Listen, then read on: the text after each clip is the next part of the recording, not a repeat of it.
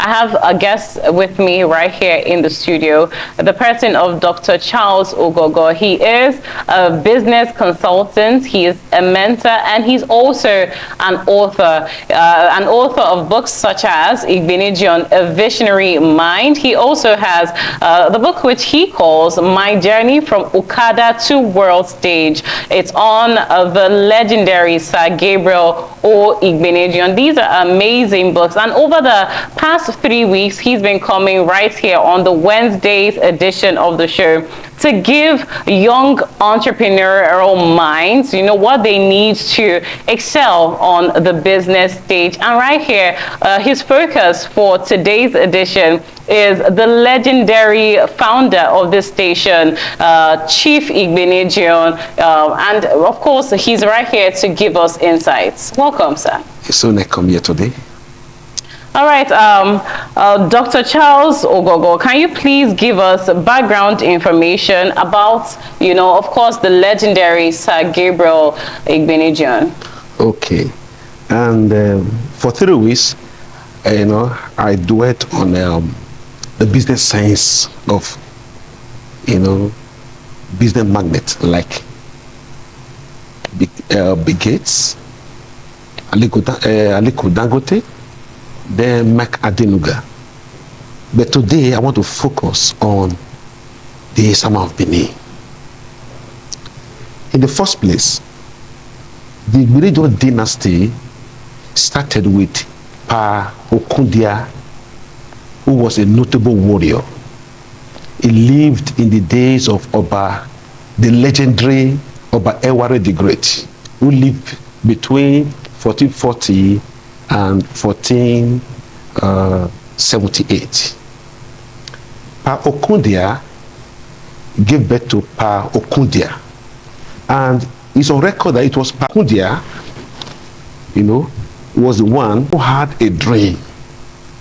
In that dream, he saw a child be born into the family, and the child grew in wealth and having power over the air, the land, and the sea.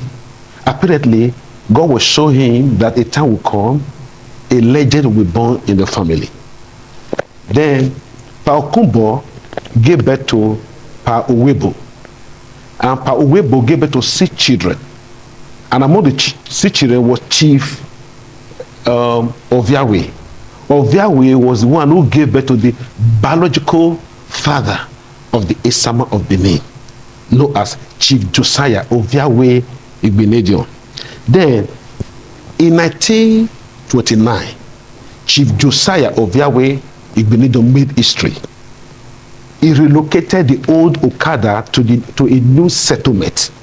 And what led into that discovery was that he was looking for arable land, for the production of food produce.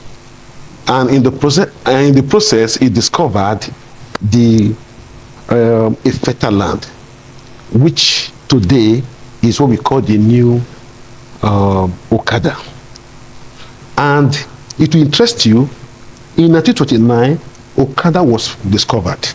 He founded it. Then 5 years later, in 1934, that was when the Esama of Benin was born.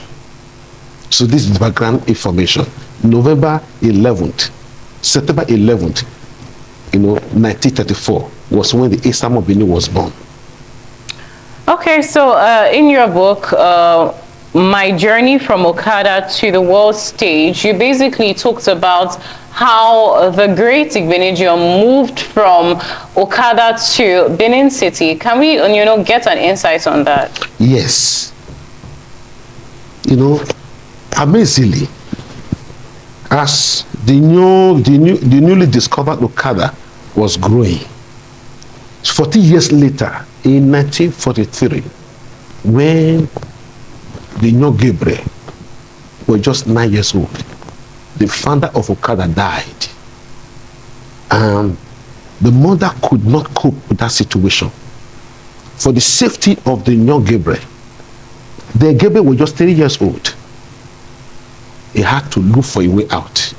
So he contacted a relation in the person of Samson Awihoy in Dahosa. So the young Gabriel at the age of 10, came to Benin City to live with Samson Haweho Idahosa, and was with him for 3 years because he suffered abuse and cruelty. He couldn't cope with that environment. Mr. Samson was married to 4 wives, and the young Gabriel, along with 2 of his friends, went to rent an apartment. So he spent 3 years in that house. So apparently, at the age of 13, he was already living on his own with 2 of his friends. Okay, business basically is why we're here. Yes. And, you know, we talk about empowering the young entrepreneurial minds, which the person of the chief actually does very, very easily just by being him. So we want to know the profound business sense of Chief Gabriel Igbinijon, something that you talk about in your other book, A Visionary Mind. Can we get to, you know, get some insights about that? Okay. Now, for we to understand the business sense of the Esama Benin, His Excellency Sir Chief Dr. Gabriel Osawaro Igbinijon, CONCFRO. So we need to understand the concept of Robert Kiyosaki, the author of Rich Dad Poor Dad, Cash Flow Quadrant. According to him, there are 4 people that make up the world of business. The first one is what? The employee. So they occupied the left side of a quadrant. Then we have what? Represented by E. Then we have another group again that occupies also the left side of the quadrant, known as what? The small business. Then we have another group again, known as what? The big business. Then the investors. The Esama Benin began his life as employee. He was an employee to the then Benin Divisional Council. Okay? Okay. He was there for 4 years. He got that job in 1955. So in 1959, after his mother died in 1958. So in 1959, he joined the Nigerian Police Force. He was there for 4 years. So in 1963, 1963, he became an employee to the Levitis Motors. Then, in that place, in the Levitis Motors, he discovered 3 things. Number 1, administrative skills. The number 2, sales skills. The number 3, he discovered entrepreneurial, skills. Based on this realization, he now told himself, with what I've discovered, I can own a business. So he spent 5 years in Levitis Motors. So in 1968, he founded the first indigenous motor assembly, company, known as Mid Motors Nigeria Limited, number 16. Number 1 to 15, they were all foreigners. In those days, the foreigners, monopolized the sector, the emerging sector. So the first Nigerian person to own motor distribution company in Nigeria, there was the Esama of Benin. Then, when he began his business, he switched from E to A, small business. He began as a small business person. Today, to our viewers at home, you can see how the Esama switched from being an employee to having a small business. Then, as a small business player, let me tell you how he got his breakthrough. So one day in Lagos, he was going to a company, ROT Briscoe. Within the premises, he saw a brochure, dirty.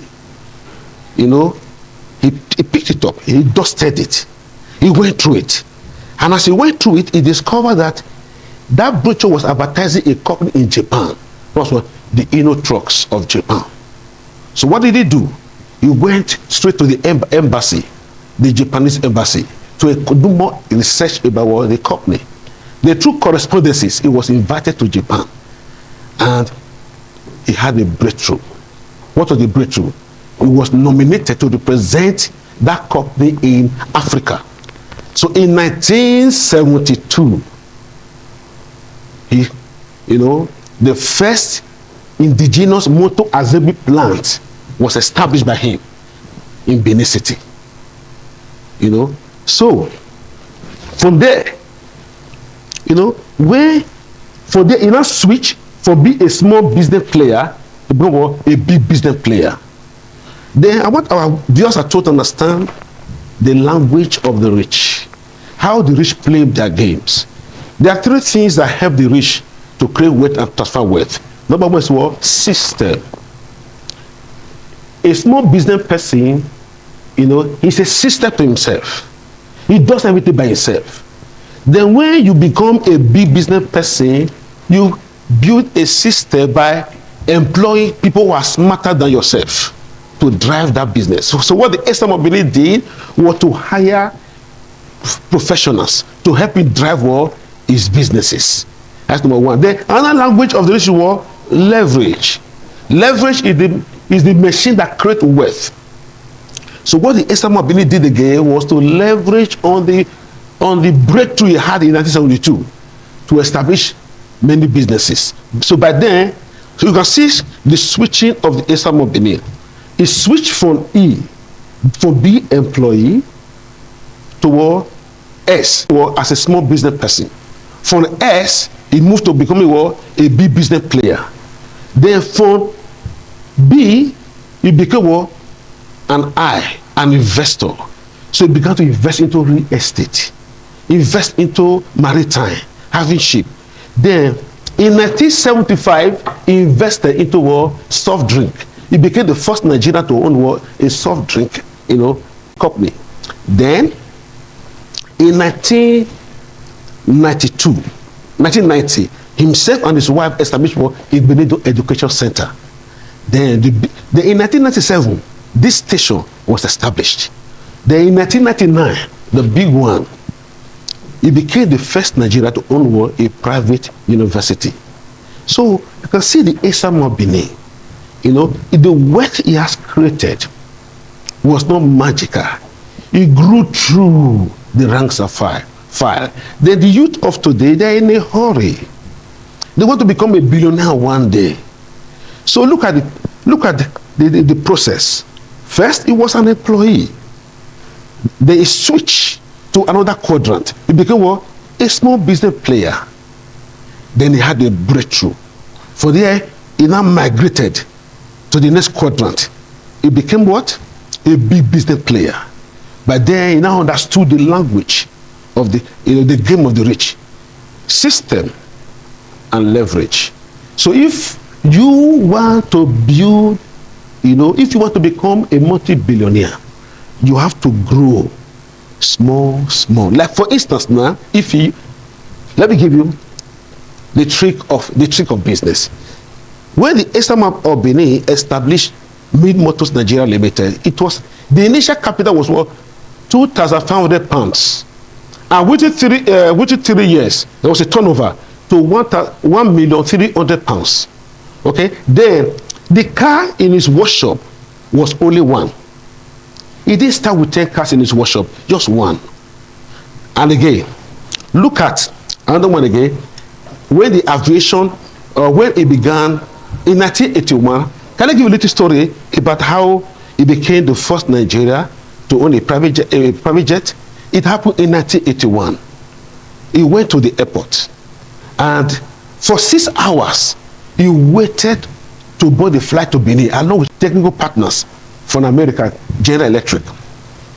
And because of delays and flight cancellations, what happened?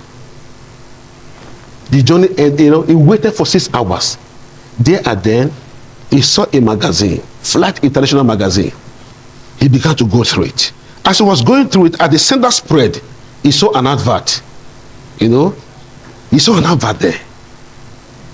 And he read the advert. And from the content of the advert, so if it is yours, it can wait for you. That was when he had a dream.